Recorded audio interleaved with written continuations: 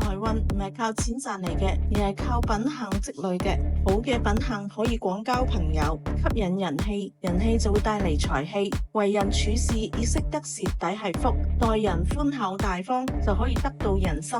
有人氣自然就會有財氣。先做好自己，維護好人際關係，先可以遇到貴人，積累更大嘅財富。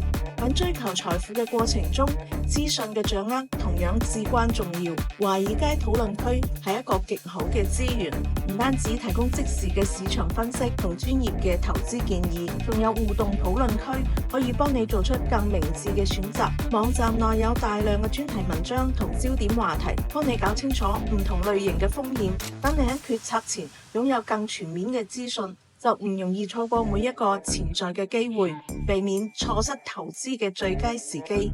財富嘅增長唔單止係數字嘅變化，更係智慧、人脈同品德嘅綜合體現。